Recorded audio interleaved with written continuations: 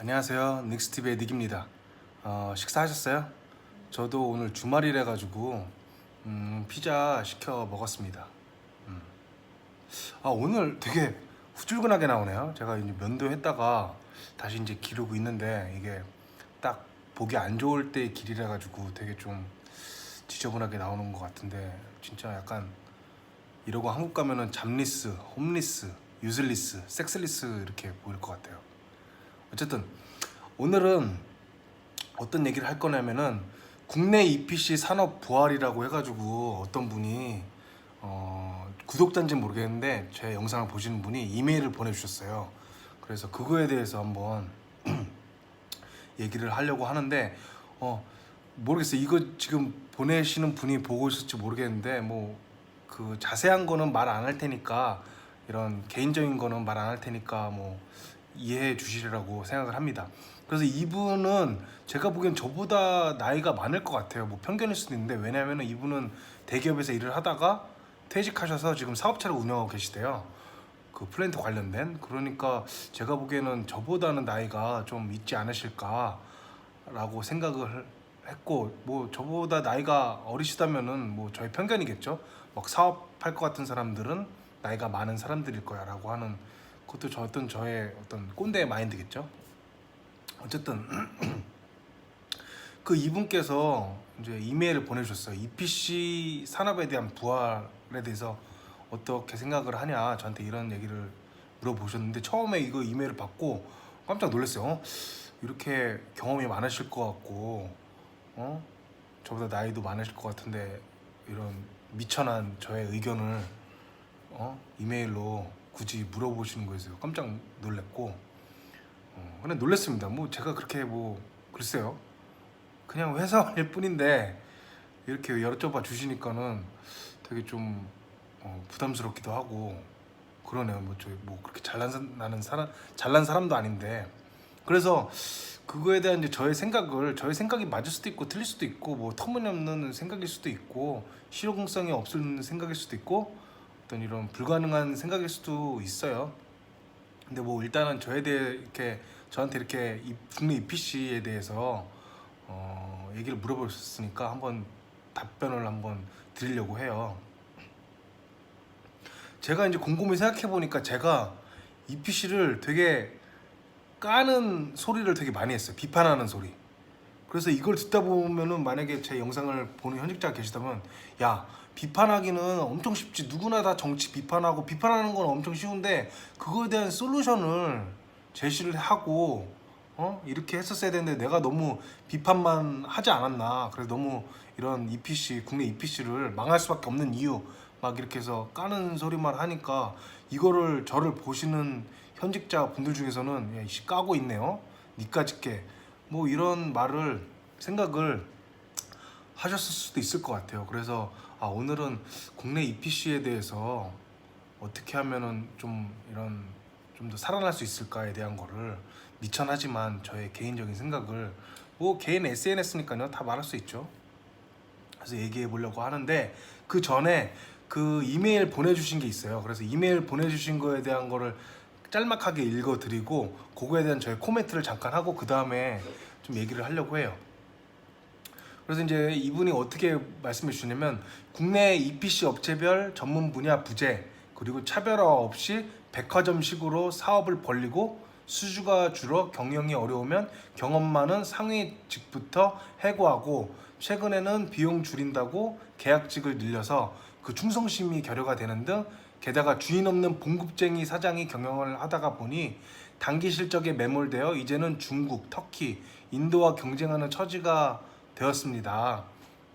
이렇게 말을 해주셨는데 이거는 저도 이렇게 말을 했었죠. 그래서 뭔가 제가 그냥 우리 국내 EPC는 발발이 같아요. 그냥 돈만 되면은 무조건 막 하려고 하는 거야. 뭐 경험이 없더라도 그냥 뭐 나왔다 하면은 야 우리 이거 한 적도 없는데 그냥 따고 보는 거예요. 따가지고 이제 그때서야 이제 벤더 막 물어보고 이렇게 하죠. 그래서 백화점식으로 막 사업을 막 벌리고 이 플랜트 했다 저 플랜트 했다가 뭐 이렇게 하는데 그거는 예전에도 말했던 것 같아요. 그리고 이제 또 이렇게 써주셨어요.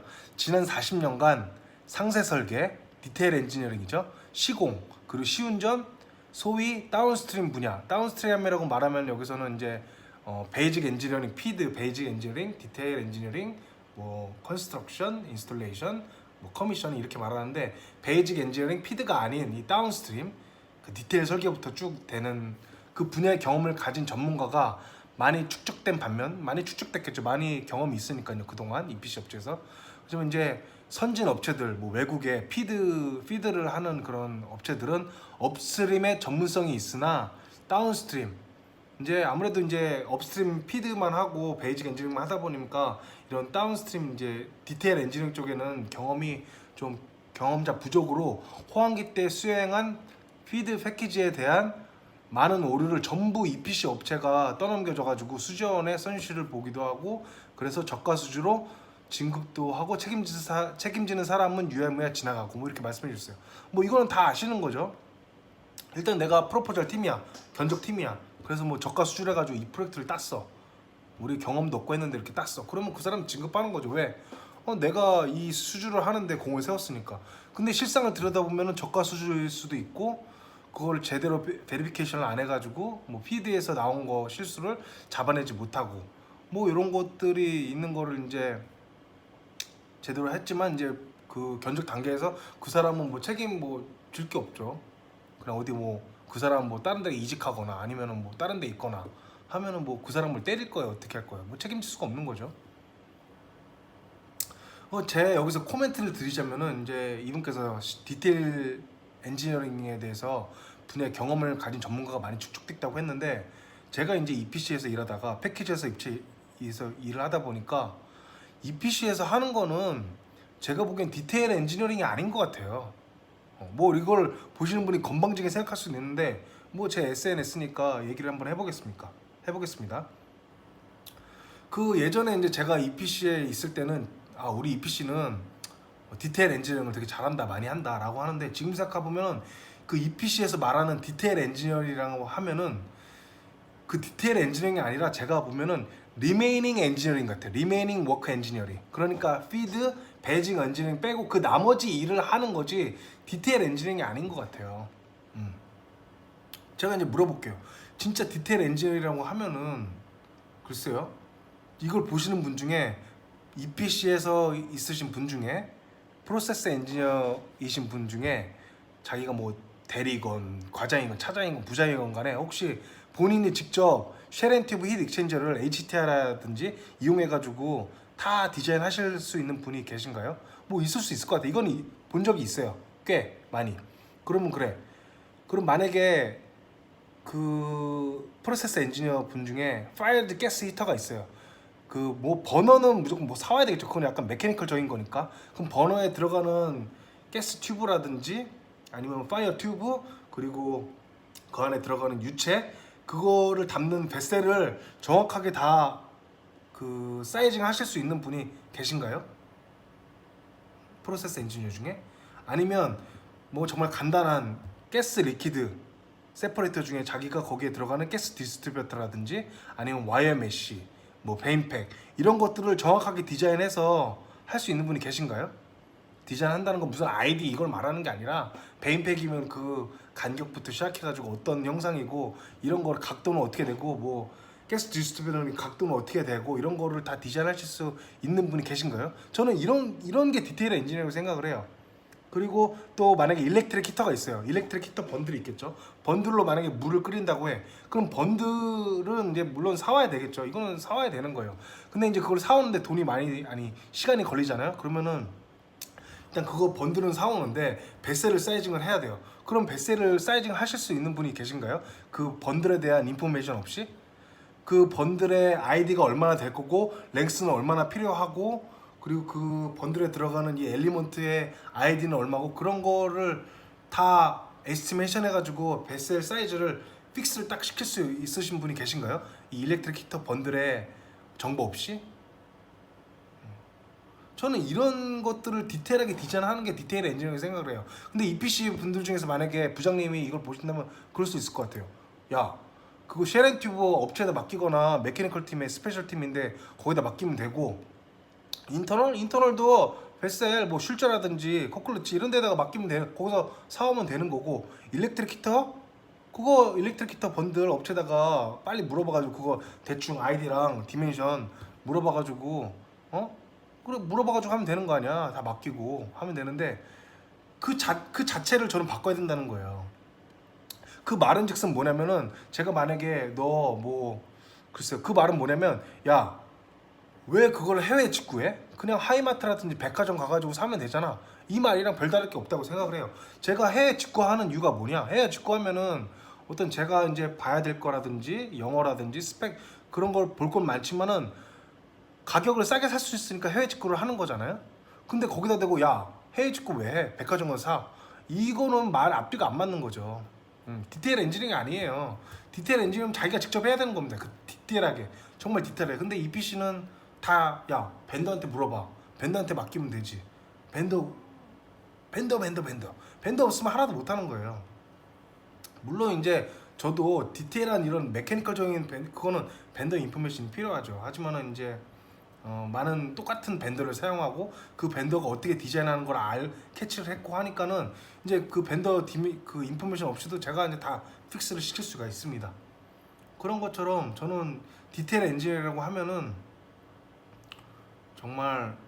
정말 디테일하게 자기가 디자인 다 하고 베셀도 위어 버켓이 들어간다. 투페이스 리퀴드 세퍼레이터 베셀에 그러면은 그 리텐션 타임 다 정하고 베셀 하나도 저는 사이징을 못하는 EPC 프로세스 엔진가 많을 것 같아요. 다 피드에서 내려온 거 그냥 어느 정도 아이디랑 랭스가 있는 거를 체크할 뿐이지 그걸 자기가 정말 딱 디자인하고 버켓 위어는 몇 미터 몇 바탕부터 얼마나 되고 이런 거를 처음부터 그냥 백지에서 디자인할 수 있는 사람이 있을까요?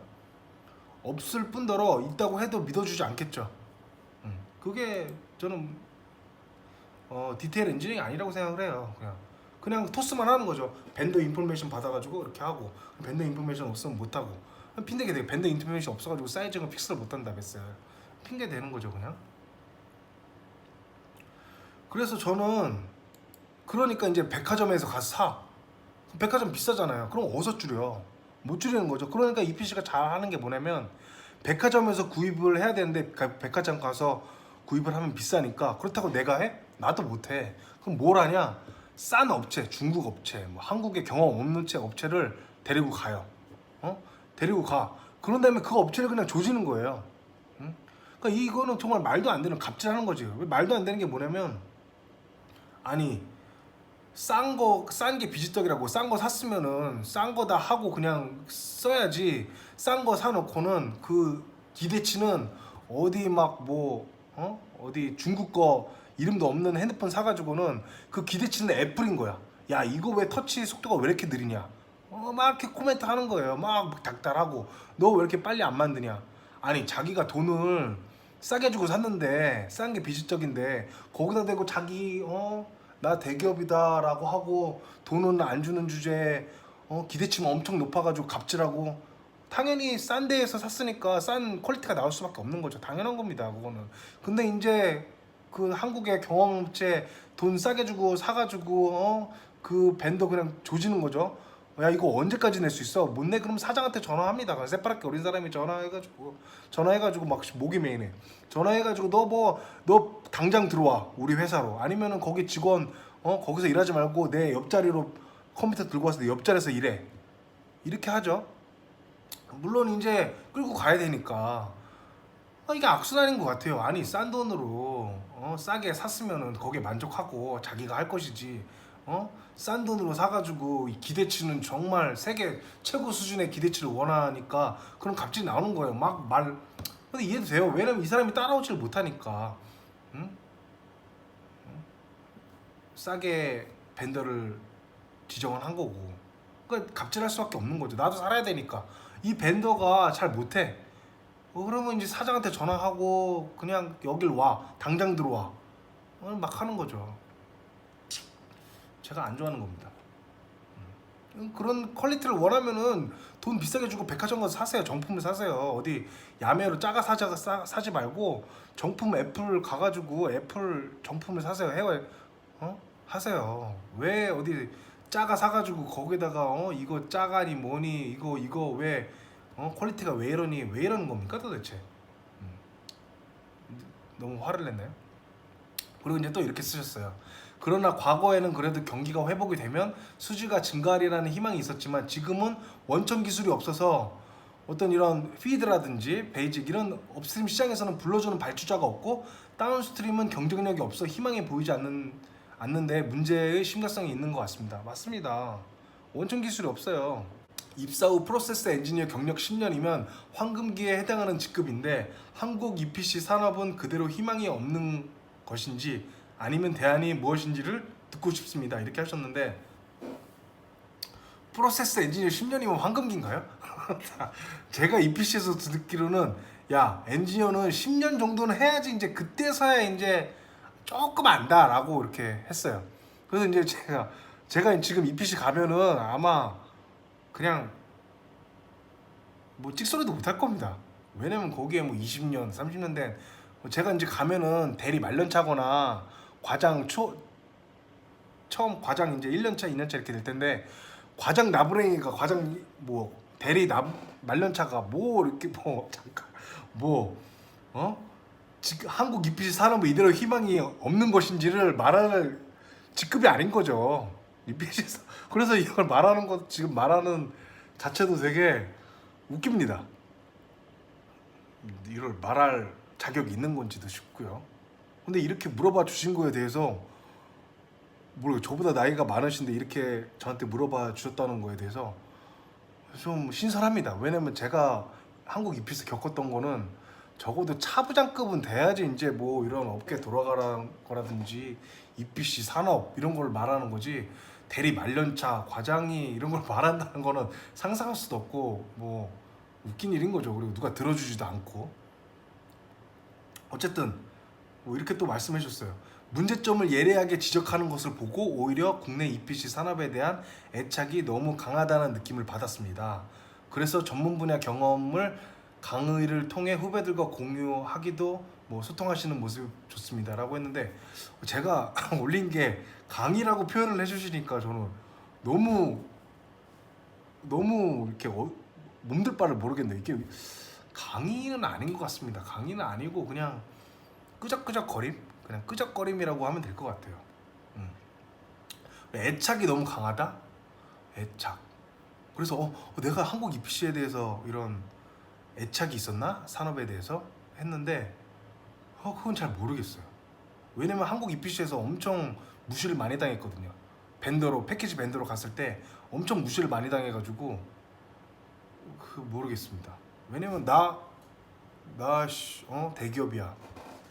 나 S사야, 나 G사야, 뭐 나 D사야 이런 막 이렇게 하고 막 갑질 막 싼 게 비슷하게 싼 거 사가지고 나 싼 뭐 애플 앞에 가서는 되게 애플 좋습니다 이러고 어디 중국 거 뭐 하웨이폰 사가지고는 야 나 S사인데 하웨이폰 왜 이런 거 봤을 때는 글쎄요 애착? 제 애착보다는 어떤 걸 많이 느꼈냐면은 해외에서 일을 하면서 제가 그 한국 EPC에서 일할 때 서울대 나온 대리님이 계셨어요. 근데 서울대 나온 대리님인데 프로세스 엔지니어였는데 얼마나 대단한 사람이었냐면 그 사람 보고 저는 어떻게 생각을 했냐면 야 엔지니어링을 고시 공부하듯이 하시네? 왜냐면 스펙을 다 알고 있는 거야. 그냥 우리는 뭐 스펙 뭐 하면은 잠깐만 좀 체크해 보겠습니다 이렇게 하는데 스펙 뭐 물어보면 다 나오는 거야. 그냥 다 외우고 있어. 모든 게 머릿속에다 그냥 암기를 다 해버린 거야. 갖고 야 정말 그리고 똑똑하기도 하고 영어도 잘하고 그냥 월급쟁이인 거야. 그래서 모르겠어요. 그분이 뭐 그 당시 그분의 동기들보다 월급을 더 많이 받으셨는지는 모르겠는데 하여튼 그냥 봤을 때는 되게 똑똑한 사람인데 그냥 EPC 그냥 평범한 대리구나. 물론 회사에서는 인정을 받았죠. 근데 저는 그분이 이직을 하셨다고 들었어요. 어디로 이직을 했는지는 자세하게 모르겠는데 그렇죠. 왜? EPC에서는 자기가 잘나도 뭐 이렇게 뭐 할 수가 없습니다. 몸값을 올릴 수가 없어요. 다 같이 가는 거기 때문에 동기랑. 그래서 이제 제가 그런 사람이 있었는데 저같이 뭐 제가 뭐 서울대를 나온 것도 아니고 그렇다고 뭐 내가 공부를 잘했던 것도 아니고 제가 나온 대학에서 뭐 과 탑이었던 것도 아니고 그런데 지금 미국 회사에 와가지고 디렉터 CEO 빼고는 저한테 혼나지 않은 사람이 없어요. 이거 되게 건방진 얘기인데 다 한 번씩 혼났어요. 혼났다기보다는 그냥 제가 되게 망신을 줬죠. 망신은 주고 싶지 않았는데 망신이 됐어요. 그래서 이렇게 기고만장해지다가는 이제 조만간 잘릴 수도 있을 것 같아요. 그래서 그걸 느꼈어요. 와, 내가 여기에, 왜냐면 이 미국 회사 여기는 인도 사람들이 이제 대부분이지만 뭐 영국 사람도 됐건 이런 사람들이 많은데 제가 이제 큰 소리를 빵빵 칠 수 있는 거는 제가 아니까 아는 걸 말하는 거예요. 근데 이제 그러다 보니까는 야, 내가 이렇게 잘난 서울에 한국에서 잘난 사람이 아닌데 여기 보면 인도 사람들도 다 인도에서 좋은 대학 나온 사람들이거든요. 다 똑똑한 사람들이고 뭐 영국에서도 똑똑한 사람들이 여기 모여가지고 일을 하는데 그 인도 얼마나 많은 사람들 중에서 똑똑한 사람들이 뽑혀가지고 월급 많이 받으면 일하는데 나같이 한국에서 정말 보잘것없이 한국에서는 오히려 벤더라고 하청업체라고 무시받던 사람이 내가 이렇게 막 혼내고 뭐 이것도 모르냐 막 이렇게 하는 걸 보면서 야, 우리나라에 나보다 잘난 사람이 정말 천지백깔인데 거기서 이제 안타까웠어요. 왜 한국 사람 없는 거지?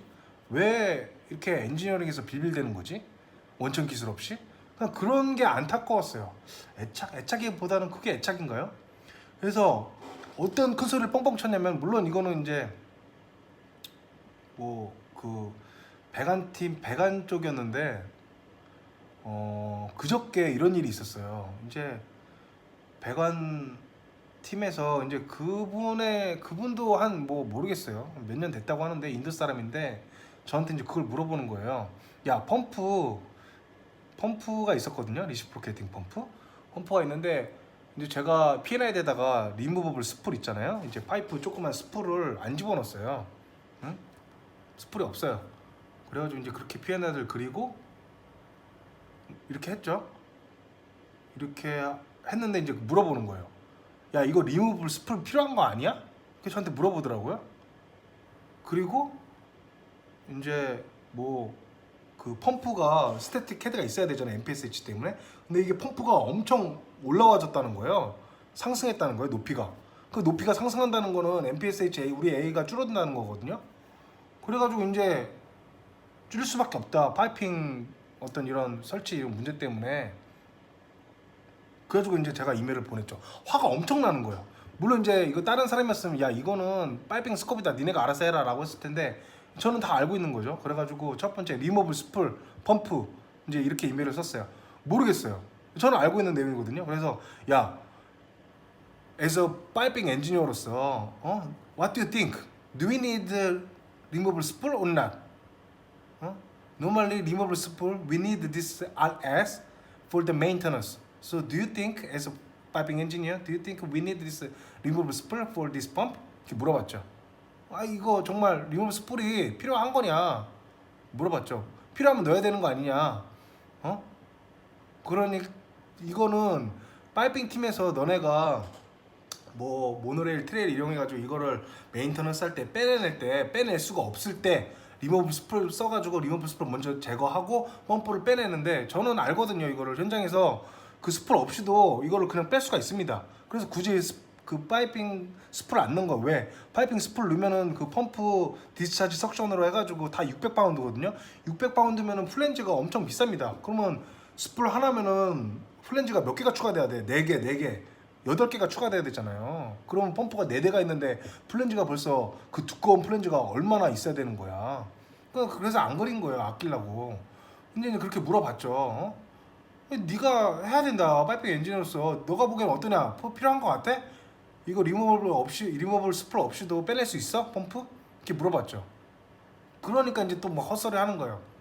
그게 아니라 아이솔레이션 필라스 관련해서 우리가 이거 아이솔레이션 할 수 있는 거냐 없는 거냐. 야, 무슨 개소리 하는 거야. 펌프 내가 그 아이솔레이션 하려고 아이솔레이션 밸브 2개 달아놨고 스펙티컬 블라인드라 P&L 표시했는데 뭔 아이솔레이션 얘기하는 거야. 이렇게 했죠. 그리고 또 스트레이너 관련해서는 야, 이거 스트레이너 펌프로 올렸다는 거야. 왜 올렸냐 하니까는 Y 타입 스트레이너 때문에 그거 뭐 이렇게 밑으로 빼고 하려면은 그 스페이스가 있어야 되기 때문에 펌프를 높일 수밖에 없어. 이렇게 하는 거예요. 내가 너무 화가 나가지고 제가 그랬죠. 야, 스트레이너 45도로 돌려. 이렇게 했죠. 그러니까 뭐 45도로 뭐 돌릴 수가 없고, 돌리면은 필터가 작용 뭐 펑션 뭐 개소리 하는 거예요 또. 그래가지고 내가 또 너 당장 send me your 3D modeling right now 딱 했어요. 3D 모델링을 딱 봤죠. 보니까는 Y 스트레이너를, 이거 파이핑 엔진은 다 아실 거예요. 이거를 그냥 90도로 설치하는 거예요. 설치해가지고 이거를 45도 이렇게 돌리면은 높이가 낮아지잖아요. 그래서 옆으로 빼면은 이거를 낮출 수가 있거든요. 그래가지고 내가 너무 열이 받아가지고, 야, 이거는 파이핑 엔지니어링 커먼 센스다. 커먼 센스다 라고 해가지고 제가 그냥 파이핑 디자인 스펙이 있어요. 거기 디자인 스펙에도 다 나와 있어요. 뭐냐, 그 Y 타입 스트레이너는 90도로 설치할 수도 있고 45도, 맥시멈 45도까지 설치할 수가 있다 하고 써 있어요. 그래서 그거를 캡처해가지고 그걸 딱 붙여준 다음에, 이거는 파이핑 엔지니어의 어떤 커먼 센스다. 되게 모욕적인 말이죠. 이걸 왜 이걸 90도로 설치해가지고 필요 없는 펌프를 높이고 있냐. 당장 45도로 돌려가지고 펌프 낮춰라 최대한, 이렇게 보냈죠. 그러니까 그 다음에 이제 이메일이 안 오는 거죠. 하여튼 기고만장합니다 제가. 그러면 안 되는데 모르겠어요. 그러니까 나도 엄청 바빠 죽겠는데 파이핑 팀 이런 지네가 해야 되는 거를 해오니까 뭐 이런 게 많아요. 갖고 내가 이렇게 하는데, 그 대신 나는 이렇게 화를 내는 대신에 딱 결정을 내줘요. 야, 리모블 스풀 내가 생각하기에는 필요 없이도 너가 빼낼 수 있으니까 잘해서 이거를 리모블 스풀 없이도 빼낼 수 있는지를 확인해서, 그렇게 빼내지 못하면은 나한테 다시 알려줘. 하지만 내가 현장에서 빼내 봤는데 필요가 없어 라고 해주고, 그리고 Y 타입 스트레이너도 그냥 야, 이건 파이핑 스코비야, 니네가 알아서 디자인해 라고 한 게 아니라 45도로 최대한 돌려. 그리고 최대한 에스티메이션 하지 말고 금방 그 Y 스트레이너의 디멘션을 실제로 받아가지고 3D 모델링에 적용을 해. 에스티메이션 해가지고 마진을 넣으면 엄청 올라가니까 최대한이면은, 아니면 기존에 있던 똑같은 파운드에 똑같은 사이즈의 스트레이너를 보고 결정을 해라 라고 저는 이렇게 딱딱 결정을 내려줍니다.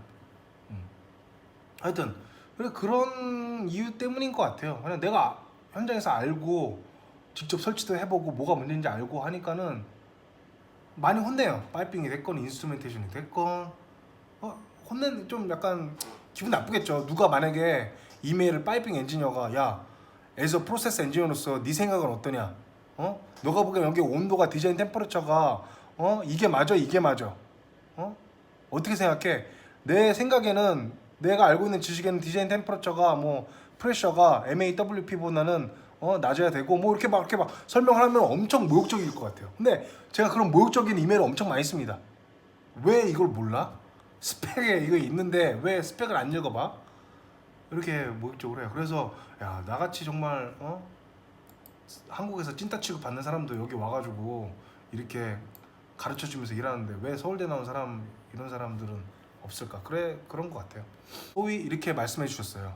마지막으로 소위 선진 업체들과 업스트림 시장에 꼽살이라도 끼려면 어떤 대안이 있을까요? 흔히 공직자들이 떠드는 투자 사업, 뭐 PPP 확대 등과 같이 시간, 자금, 기술력, 경험이 필요한 공허한 대안 말고 좀 시간이 걸리더라도 실행 가능한 방안, 특히 닉 리시와 같은 경험이 풍부한 많은 엔지니어들이 있고 고학력의 청년들이 일하고자 하는 열정이 있는 자원을 가지고 실행 가능한 대책은 없는 것인가요? 를 물어봐 주셨는데, 이거를 제가 대답해도 돼야 되는 건지 모르겠어요. 어쨌든 저는 이제 그 성격이 태극권을 되게 싫어하잖아요. 그래서 저도 그래요. 뭐 이렇게 뭐 물어보면은 뭐 투자 사업, 뭐 정부와 같이 파트너십을 맺어가지고 머리 뜬구름 잡는 얘기, 뭐 이런 걸 굉장히 싫어합니다. 그냥 일하면서도 막 태극권 굉장히 싫어요. 막 우리가 결정을 못하니까 밴드한테 물어보고 이런 걸 굉장히 싫어해요. 싫어해서 제가 한번 말을 해보겠습니다. 제 생각이에요. 그냥 이걸 보고 뭐 까는 소리 하네라고 하실 수도 있겠는데, 제가 영상으로는 꽤 올렸던 것 같은데, 이제 타이틀 제목을 EPC에 대한 다시 부활 이런 거에 대해서는 안 올려서 그거만 모아놓은 게 없어서 그런 것 같은데, 이거는 제가 많이 말을 했습니다. 일단은 피드는 현실적으로 좀 쉽지 않을 것 같아요. 이제 시간적으로 피드는 좀 쉽지 않을 것 같아요. 왜냐면은 피드가 돈이 된다고 하잖아요. 위험성도 작고.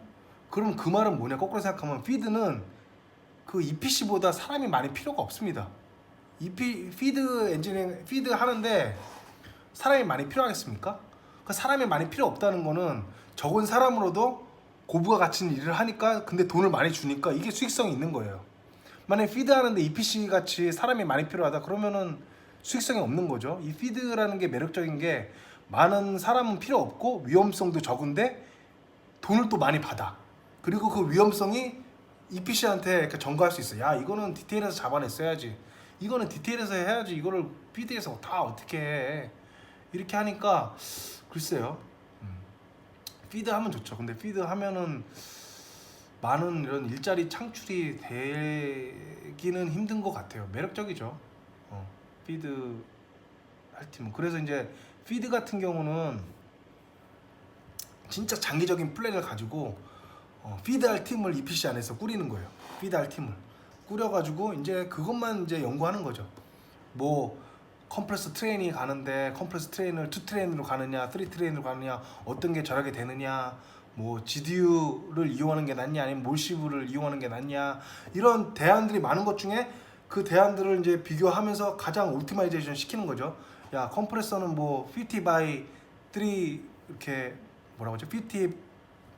50% 곱하기 3 트레인으로 하느냐, 뭐 원원들이 이런 거를 이제, 이거는 좀 EPC 그동안 해왔던 프로젝트 이제 경험을 쌓아가지고 좀 그것만 연구하는 이런 돈과 관련해서 그 뭐 이제 그 오퍼레이션 하는데 드는 비용 아니면 초기에 드는 비용, 이런 것들을 이제 장기적으로 그 데이터를 가지고 EPC 데이터를 가지고 천천히 만들어 나가야 될 것 같아요. 그래서 이제 여러 프로젝트 한 거에 대한 어떤 데이터베이스를 가지고 돈 관련 빅데이터가 요즘 유행이잖아요. 그런 것도 이제 우리 EPC가 데이터가 많잖아요. 그래서 그런 가격도 있고 뭐 이런 트레인 썼고 이렇게 하니까는 뭐 이런 문제가 있었고, 이런 거를 디벨롭을 해서 피드를 시간을 많이 두고 해야 될 것 같습니다. 이거는 글쎄요, 이 피드까지는 제가 이제 왈가왈부하기가 좀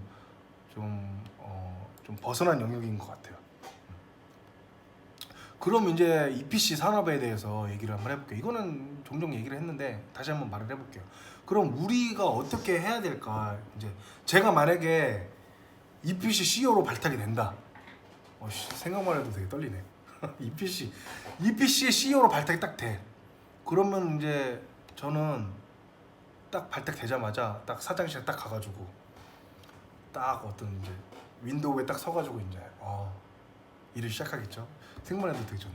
그럼 이제 처음에 저도 이렇게 할 거야. 삼성에 이제 그랬죠, 예전에. 마누라 자식 빼고 다 바꿔라. 저 그렇게 할 거예요. 마누라 자식 빼고 다 바꿀 거다. 이제 체질 개선 할 거다.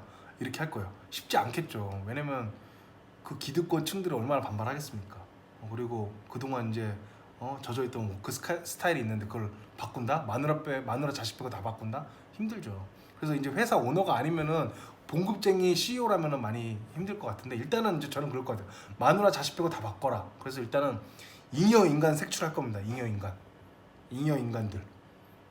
정말 그 꼰대, 그리고 부서 이기주의 부추기는 사람들, 그리고 뱀 같은 사람들, 이런 정말 거짓말 많이 하고 엔지니어링에 거짓말하면 안 돼. 거짓말하는 사람들이 많아요.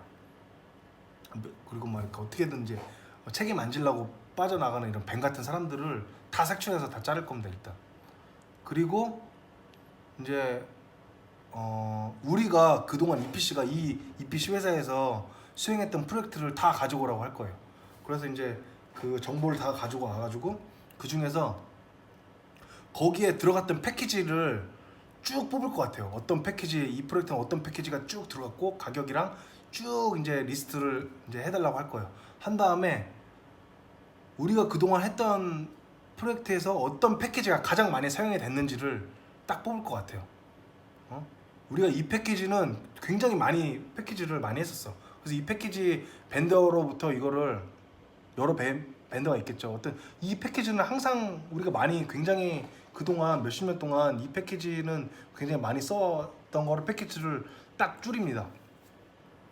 그래서 그 패키지에 관련된 회사 조사를 싹 시킬 거예요. 시킨 다음에 지금 시기가 왜 EPC에 사업하기 딱 좋은 시기냐면 지금 이제 비실비실 되잖아요. 다 불황이고 하니까 이런데 되게 비실비실 되는 패키지 회사들이 많습니다. 정말 그 프로포절 팀만 남겨놓은 채 다 잘라버리고 이제 근근히 연명하는 패키지 회사들이 많이 있어요. 그런 회사들을 명단을 쫙 뽑아가지고 인수합병의 전문가들을 쫙 보낼 거예요. 그래서 이제 그 회사들을 인수합병하거나 아니면 그 회사가 인수합병을 하지 않는다라고 하면은 이제 약간 조인트 이렇게 파트너십을 맺을 것 같아요. 파트너십을 맺어가지고 근데 파트너십을 맺을 때는 항상 그 회사도 우리 파트너십을 맺은 거로부터 이익이 있어야 되겠죠. 그리고 우리나라도 이익이 있어야 되니까 그 나라한테는 이제 이런 식으로 얘기할 거예요. 우리 한국에 EPC 업체들이 많으니까 너네가 EPC 한국에 진출을 하려고 하면은 우리 같은 이런 큰 기업이 도와서 하면은 좋지 않겠냐 뭐 이런 거를 뭐 어필해서 한다든지 어떻게든 이렇게 해가지고 조인트 벤처가 아니라 뭐 이렇게 파트너십을 맺을 것 같아요. 파트너십을 맺어가지고 이제 같이 이제 패키지 업체처럼 그 팀을 같이 꾸리는 거죠. 그래서 그 패키지 업체 일을 하는 거예요. 그걸 하면서 이제 견적을 막 주는 거죠. 뭐 SK한테도 주고 EPC 우리 한국이 SK한테도 주고 뭐 해양 플랜트 쪽에도 우리 그 패키지 그 파트너십 맺은 회사랑 이렇게 한국에 있는 그거를 이제 우리가 줄 것 같아요. 우리 만약에 패키지 우리가 달라고 하는 프로젝트에 이 패키지가 들어간다 그러면 자체적으로 가가지고 이거 견적 좀 내달라 이렇게 하겠죠. 하여튼 그렇게 이제 할 것 같아요.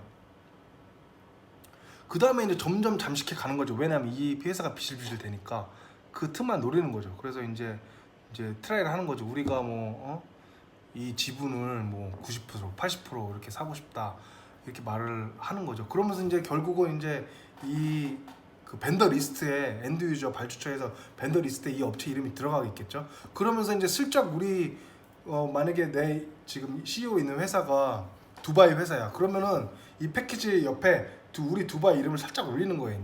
이제 PR을 하는 거죠. 이제부터 두바이라는 회사는 이 패키지 업체와 파트너십으로 같은 회사다. 기술력이 같이 있다 갖고 이제 그걸로 이제 벤더 리스트에 이름을 올리려고 노력을 하겠죠. 올리고 우리가 결국에는 뭐 샀어. 이 비실되는 패키지 업체를 샀어. 그러면 이제 결국은 이제 우리가 말할 수 있는 거죠. 이 패키지 업체 이름을 보고 왔는데 지금은 우리 두바이라는 회사가 이 패키지 업체를 사가지고 지금 우리 회사다. 하지만 이 패키지 업체 이름을 남겨두는 거죠. 왜? 르노, 삼성처럼 삼성을 남겨놓잖아요. 그러면서 이 패키지 회사의 이름을 그대로 남겨두고 이제 거기 두바이 회사 이렇게 뭐 패키지 두바이 뭐 이렇게 해가지고 이렇게 하면은 그 사업을 우리가 확장을 할 수가 있는 거죠. 그러면 이제 그게 또 좋은 점이 뭐냐면은 우리가 만약에 두바이 EPC 회사예요. 근데 이제 패키지도 만들어. 그럼 우리가 SK에다가 이제 납품을 해. 그러면 이제 SK 가겠죠. 근데 SK에서 갑자기 딱 이러는 거, 야 두바이라는 EPC 한국 회사가 이 패키지도 해? 우리 하청업체로 들어왔네. 그러면은 이제 무시를 못 하겠죠. 왜? 아니 이 사람도 두바이라는 EPC 회사에 들어간 대기업 사원이고, 그러니까 이제 막 함부로 못 하겠죠. 그리고 이제 우리 두바이 직원도 나도 이제 하청 업체지만은 이런 대기업 한국 EPC 속해 있는 자회사고 하니까는 일도 열심히 하고 하니까는 갑질이 좀 많이 없어지지 않을까 뭐 이런 생각을 해가지고 기술적으로 일 잘하고 그러면서 차차 우리는 이런 나라에 어떤 갑질 문화가 없지 않을까요? 그 갑질이 왜 생겼냐면은 이런 우리 대기업에 있는 사람들이 야 한국 하청업체는 중소기업이야. 중소기업 어떤 애들이 가? 다 대기업 못 가고 공부 못하는 애들 가니까 막대하는 거예요. 업신여기고. 근데 이제 하청업체로 들어오는 회사가 뭐 삼성 패키지 업체 회사야. 야, 삼성인데 하청업체야. 그러니까 아무 말 못하죠. 뭐 못하죠 함부로. 그리고 이제 기술력이 있으니까 삼성 이제 패키지 하청업체지만은 기술력 있다고 생각을 하고 대기업이고 하니까는 좀 그러면 좀 그런 게 없어지지 않을까요? 이거는 제 개인적인 생각입니다. 이 대기업 EPC가 패키지라는 기술을 알아내서 그렇게 해서 한국에 있는 어떤 자기 경쟁자를 그 고객사로 만들었을 때 어떤 그랬을 때 어떤 갑질 문화가 좀 없어지지 않을까요? 네, 같이 서로 공부 잘하는 사람끼리 만나는 거죠. 그래서 이제 얼추 그런 패키지들을 많이 이제 인수합병하고 파트너십 맺어가지고 이제 프로세스 중요한 패키지들은 우리가 다 만들고 디자인할 수가 있는 거야. 그래? 그러면 이제 그 벤더 리스트에도 들어있어. 그러면 진입장벽을 넘은 거죠. 일단은 엔드 유저한테 야 우리 지금 이런 패키지가 있는데 우리 회사가 인수합병을 해가지고 우리가 이 회사 이제 쓸 수 있어. 기술도 있고 하면은 뭐 엔드 유저에서는 무조건 야 우리는 무슨 효성 펌프만 써야 돼. GS 펌프 못 써. 라고 하는데 아 지금 효성 펌프가 우리 어떤 자회 파트너십을 맺어가지고 우리가 효성에 있는 기술을 알고 똑같은 회사야. 그래서 우리 회사 지금 효성 두바이야. 효성 두바이 펌프야. 그러면은 이제 인증이 되겠죠. 그럼 우리 회사에서 직접 만들어가지고 이제 할 수가 있는 겁니다. 이런 식으로. 그래서 이제 정말 돈 안 되고 위험성 있는 기술력 없이도 될 수 있는 뭐 유틸리티라든지 이런 거는 중국 업체, 인도 업체한테 파트너십 맺어가지고 그런 거 맡기는 거예요. 그리고 우리가 관리만 하는 거고. 뭐 인도, 중국 EPC랑 건설 쪽 좀 이런 그 인건비 낮은 이런 데다가 이제 주고 우리가 중요한 것만 하는 거죠. 그렇게 이제 CEO가 되면은 할 것 같아요. 할 것 같고. 근데 이제 이걸 듣고 또 이런 말을 할 수 있을 것 같아요. 저도 많이 봤어요. 이제 국산화라고 하죠. 이런 장비 국산화. 그래가지고 많이들 노력을 하고 있습니다. 이런 그 플랜트에 들어가는 장비들을 한국에서 만들 수 있게끔 해외 업체에서 왜냐면 해외 업체가 이제 말썽을 많이 부리기도 하고 이제 컨트롤이 안 되니까 이제 한국에서 만들고 하면은 컨트롤 쉽겠죠. 왜 갑질만하러 해가지고 사장 불러가지고 막 하고 할 수 있으니까 이렇게 하려고 하는데. 그런 말을 할 거야. 패키지에 국산화라고 해가지고 보면은 이제 저도 세미나 가서 많이 봅니다. 그러면 이제 어디 뭐 서울대 박사 이래가지고 뭐 세미나 하고 뭐 발표 많이 해요. 뭐 하는데 뭐 엄청납니다. 뭐 이런 이쿠에이션 어떤 이쿠에이션 쓰고 시뮬레이션 하는데 시뮬레이션 할 때 어떤 EOS를 써야 되고 막 정말 디테일한 어떤 박사들만 아는 것들을 막 나열을 하고 뭐 사이징을 어떻게 하고 뭐 이렇게 막 합니다. 뭐 근데 그런 설명은 뭐 박사 아니더라도 누구나 할 수 있어. 좀 공부하면은 누구나 할 수 있어요. 다 어디 이게 뭐 요즘 2020년 19년에 나온 기술이 아니라 옛날부터 있던 그냥 텍스트북에 나오면은 유체 역학 이런 거예요. 똑같은 거예요. 비슷한 거야. 물질 전달, 매스 트랜스퍼 이런 거 똑같은 겁니다. 그 화공 원리는 그대로거든요. 그래서 뭐 프레젠테이션이다 말하고 하는데 누구나 다 할 수 있습니다. 그 제가 올린 동영상 그 뭐 설명이요? 아까 누구나 그거 그 고등학생도 어디서 이제 공부 좀 해가지고 설명 프레젠테이션 뭐 하루 이틀 일주일 연습시켜줘 하라면은 다 영어로 다 합니다. 근데 중요한 거는 그런 게 아니에요. 그런 게 아닙니다. 그래서 이제 제가 박사님한테 물어보고 싶어요. 박사님 그래서 그거를 박사님이 만든 이쿠에이션대로 해가지고 만드셔서 돌려보셨어요? 돌려서 스타트업이랑 커미셔닝 다 해보셨어요? 그리고 그거에 나온 문제점은 뭐가 있나요? 물어보고 싶어요. 그러면 이제 모르는 거죠. 왜? 공부만 한 사람이니까 박사만 하니까 그런 이론은 빠삭합니다. 근데 이제 중요한 게 이 플랜트는 정말 돌려본 경험, 디자인하고 제작하면서의 문제점들을 해결하고 이런 것들이 중요한 거거든요. 그러면 이제 대답 못 하겠죠. 그래. 그러면 이제 제가 또 물어봐요. 박사님, 그런 뭐 이론은 잘 아시는데, 이거 실제로 만들어서 해보셨어요? 그럼 이제 그럴 수도 있죠. 아, 실제로 해봤고, 우리 EPC에서 많이 있고, 자료가 많이 있다. 라고 이제 할 수 있어요. 우리 자료도 많이 있고, 자신감이 있고, 이거를, 충분히 만들 수 있다. 라고 할 것 같아요. 그러면 이제 제가 또 물어볼 것 같아요. 아, 그러면은 박사님이 이제 뭐, 베셀 사이징 한다든지, 뭐 이런 거를 다 할 수 있으신 것 같은데, 그거는 인정을 합니다. 그러면 옵티마이제이션은 하실 수 있으세요? 이렇게 물어보고 싶어요. 이 경쟁은 뭐냐면은 이 뭐 파일럿 때 만든다고 해서 되는 게 아니에요. 이 경쟁은 뭐냐면은 우리가 국산화 시킬 수 있습니다. 국산화 시킬 수 있고 우리도 사이징 할 수 있는데 중요한 거는 어떻게 코스트를 낮게 해서 만들 수 있느냐, 이 스펙은 맞추면서. 그게 핵심입니다. 박사님이 우리 파일럿도 만들어 받고 할 수 있는데 그래 이제 했어. 근데 우리 국산화 시켰어. 근데 해보니까 돈이 유럽 업체보다 더 많이 들어가. 100만 원, 200만 원이 들어가. 유럽 업체는 뭐 50만 원인데 그러면은 백날 국산화 해봤자 뭐합니까? 유럽 업체 거 사지 왜 국산 거 써요? 그러니까 중요한 거는 이 디자인 할 수 있는 것도 중요하고 경험도 중요하지만 어떻게 싼 가격에 이거를 똑같이 만들어낼 것이냐, 이게 중요한 거예요.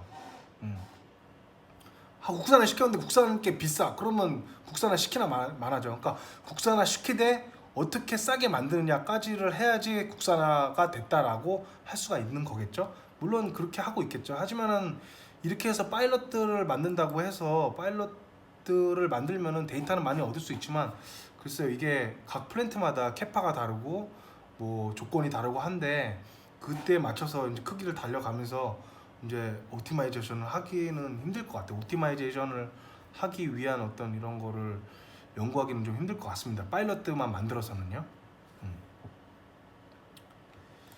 그래서 제가 이제 생각한 게, 만약에 파일럿들 만드는데 이 베셀이 뭐 스위치 누르면은 베셀 아이디가 잉 증가하고 하이트도 잉 증가해. 그리고 파이프 사이즈도 잉 증가해가지고 캐파를 높일 수가 있어. 이런 게 나타나면 파일럿들을 만든다면은 그건 돈 되겠죠. 왜냐면은 파일럿 하나 만드는데 캐파를 여러 개 막 움직일 수가 있는 거야. 캐파를 조절할 수가 있는 거야. 그거 만들면 좋을 것 같아요. 그럼 파일럿 만들어도 어티마이션 하기 쉽고 그럴 것 같아요. 어쨌든 국산화가 쉽지가 않은 이유가 또 그겁니다. 오티마이제이션 어떻게 국산화 하는데 경험과 그런 거 이씨 그리고 문제점 이런 거 다 그거를 해결을 하는 거 경험도 있고 어떻게 그 유럽 업체보다 더 싸게 만들 수 있을 것이냐라는 거가 문제겠죠.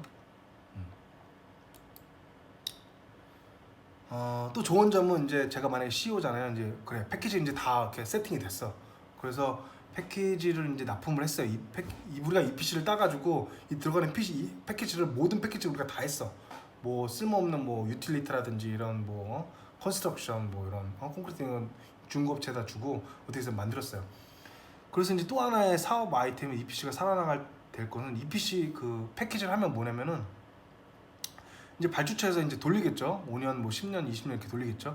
그러면은 그 패키지가 뭐 문제가 생기거나 그러면은 EPC로 연락을 할 때도 있지만은 다이렉트로 바로 패키지 그거를 공급한 패키지한테 연락을 합니다.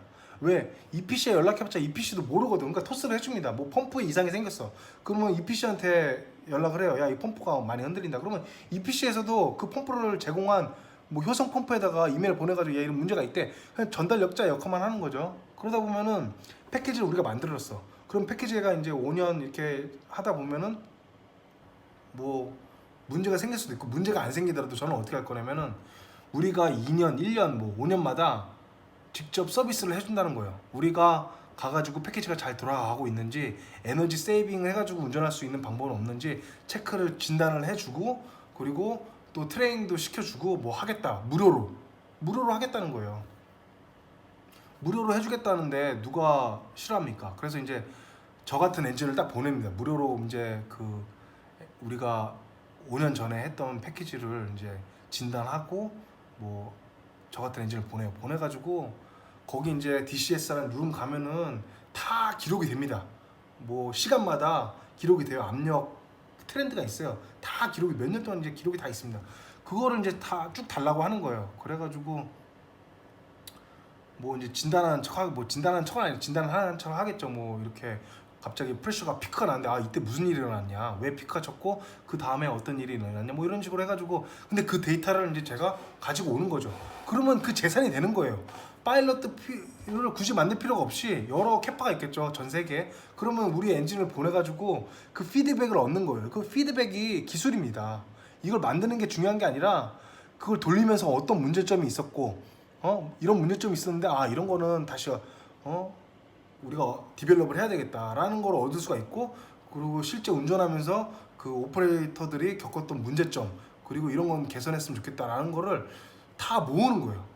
우리가 겉으로는 서비스처럼 해주지만 물론 서비스도 해주고요. 서비스도 해줘야 되겠죠. 운전을 잘못하고 있으면 아 이건 운전 잘못됐으니까 겨울에는 이렇게 하고 여름에는 이렇게 하면 에너지가 좀 세이빙 될 수가 있어. 뭐 이런 식으로 말을 하고 뭐 이거는 항상 뭐 한 달마다 체크하지 말고 2주마다 체크하는 게 좀 더 세이빙할 수 있어. 이런 거 만들어 주는 대신에 또 우리가 아 그럼 그 1년 동안 5년 동안 어떤 일이 있었는지 우리가 데이터를 쭉 뽑아서 그거에 대한 진단도 해줄게 해가지고 뽑아가지고 우리가 가져가는 거죠. 들고 가가지고 우리 어떤 내부적으로 이런 5년 동안 있었는데 이런 문제점이 있었고 이런데 이런 걸 우리가 다음 패키지 디자인할 때는 디벨롭을 해야 된다 이런 문제가 있었으니까 뭐 얼마나 좋습니까? 파일럿 플랜 안 만들고 우리 기술력 피드백 얻어가지고 왜 이게 또 왜 좋냐면은 해잡에 제가 가잖아요. 해잡에 가면은 걱정들을 많이 해요. 뭐야 이거 필요하지 않냐 하면은 경험해봤는데 이런 거 뭐 컬럼 트레이가 있는데 뭐 거기 포밍이 나면은 어떤 현상이 일어나냐 하면은 뭐 다 설명을 다 합니다. 왜 현장 경험 있고 제가 그 오퍼레이터 10년 20년 일하는 오퍼레이터들부터 직접 들은 얘기 하소연 얘기 포밍 안 일어난다. 디포머 이거 인젝션 한 적이 없다. 포밍은 거의 한 10년 25년 뭐 이렇게 했는데 포밍을 인젝션한 경험이 없다라고 하니까는 그것도 그래? 이제 그걸 몰랐을 때는 야 이거 포밍은 포밍 일어날 때 인젝션 해야지라고 했는데 여러 오퍼레이션들이 포밍은 거의 일어나지 않는다. 이거 뭐 잘 케어만 하면은 그리고 몇 년 만에 이걸 갈아주고 하면은 포밍은 거의 써본 적이 없어라고 하면은 그걸 이제 해잡대 가서 얘기하는 거예요. 뭐 야 포밍 일어나면 어떨 것 같고 뭐 어떻게 하냐 했을 때 포밍은 사실은 우리가 그냥 이머전시로 제공을 하는 거지 포밍은 거의 쓸 일이 없다. 이거는 내가 장담한다. 뭐 이렇게 당당하게 말할 수가 있는 거예요. 왜? 피드백이 있으니까. 오퍼레이션들의 그 피드백이 있으니까 그러면 해잡에서 다 좋아를 합니다. 아 그래? 포밍 잘 안 일어나? 그리고 이제 그럼 너네 기존에 뭐 가지고 있는 플랜트에 오퍼레이터한테 물어봐라. 이렇게 케어를 잘하고 상태에서 포밍이 일어나는지 컬럼에서 안 일어난다. 이머전시다. 포밍 일어나면은 다 교체를 하는 게 낫지. 포밍 일어난다고 해서 뭐 이런 식으로 하면은 해잡 때 그냥 뭐 다 만족을 합니다. 만족을 하고 해잡하고 나서는 이제 뭐 테크니컬적으로 문제가 이제 태클을 걸어도 딱 설명을 딱 해주면은 믿음이 생기니까 믿어줘요. 그러니까 이제 프로젝트도 술술술 풀리는 거죠. 이렇게 하니까 패키지를 이제 여러 패키지를 할 수 있으면은 일석몇조야. 사업 다각화도 할 수 있고 기술력도 얻을 수 있고 컨트롤도 쉽겠죠. 왜냐면 만약에 내가 패키지를 해, EPC에서 패키지를 해. 그러면은 이제 만약에 패키지 업체가 말을 안 들면은 전화해가지고 당장 사장한테 전화해가지고 내 옆에 와서 일하라고 하는데 야 닉 이거 패키지 어디까지 진행이 됐어? 이거 컨트롤도 빠르겠죠. 옆에서 바로 EPC 뭐 프로세스 엔지니어랑 패키지 엔지니어랑 같이 일을 하니까 이런 건 어떻게 돼? 야 이거 바꾸면 어떻게 어디에 임팩트가 돼? 이런 거를 바로 말로 주고받을 수 있고 같은 자리에서 할 수 있으니까 얼마나 좋습니까? 해외면은 전화해야 되죠. 이메일 보내야 되죠. 하몽차사죠.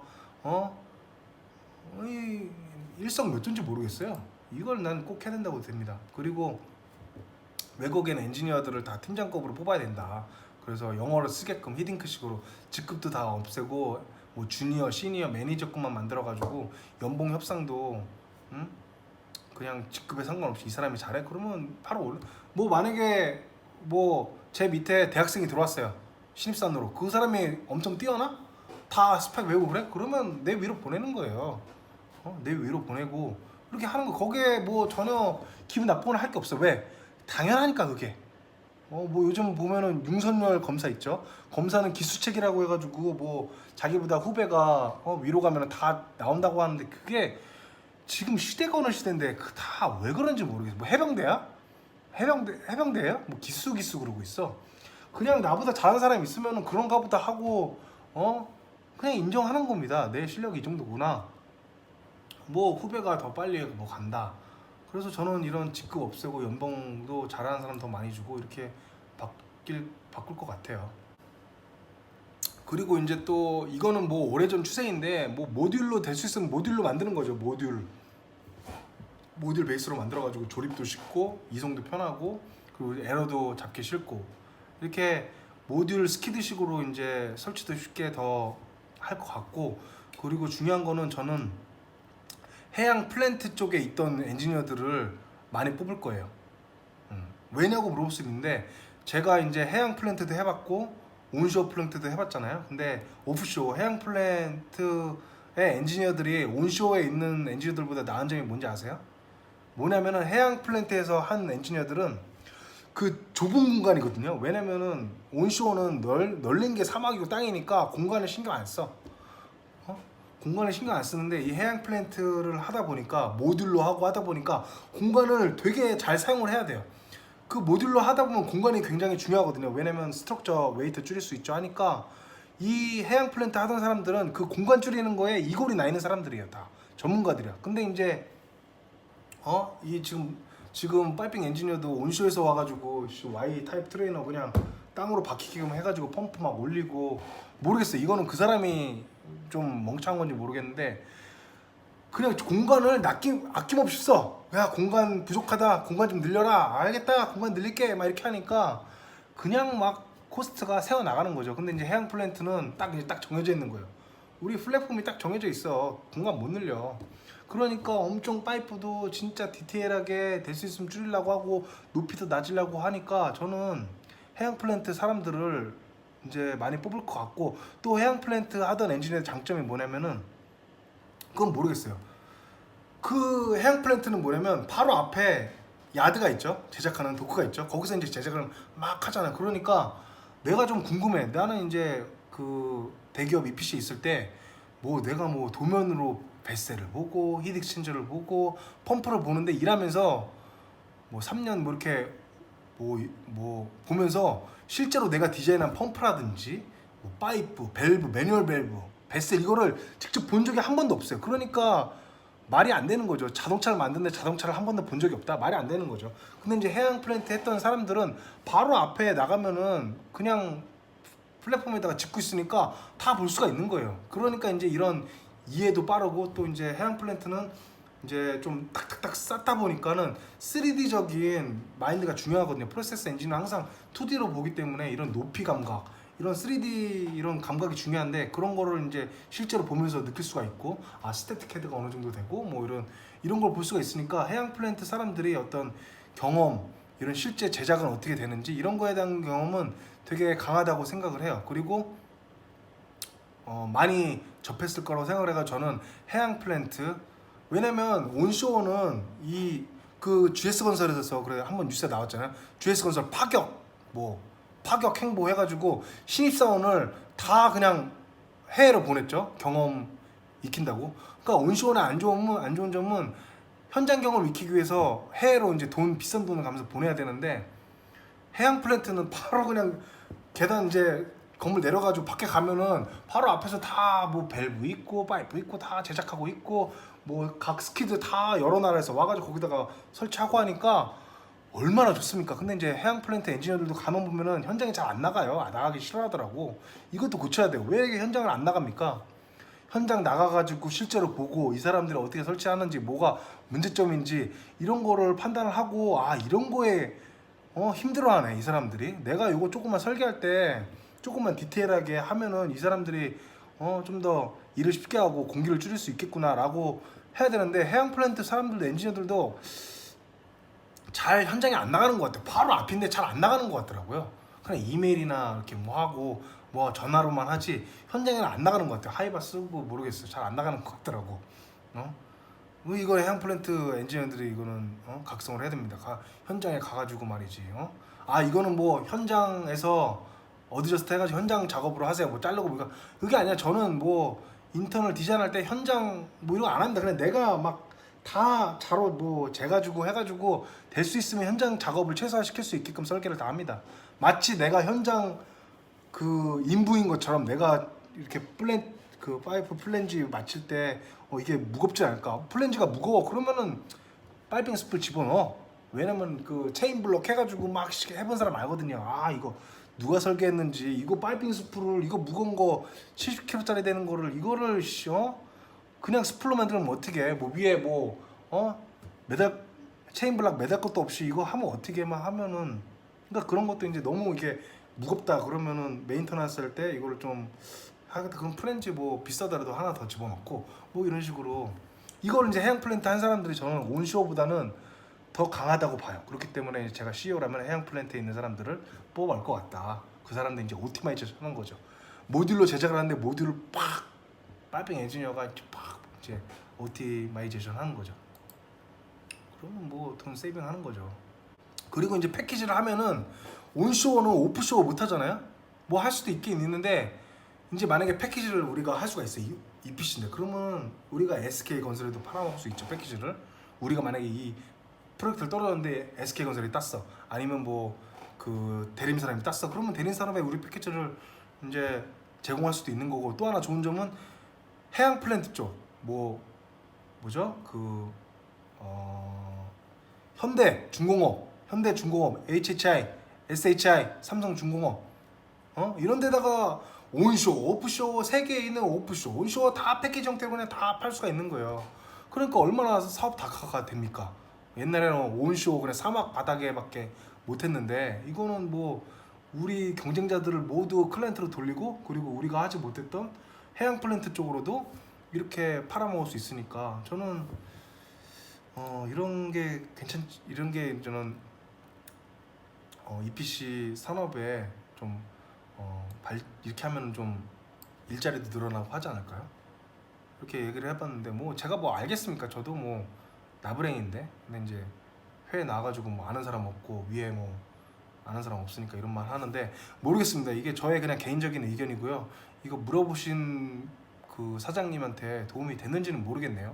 어쨌든 저의 의견을 그냥 두서없이 정말 말해봤습니다. 네, 횡설수설 했는데 봐주셔서 감사합니다. 빠이.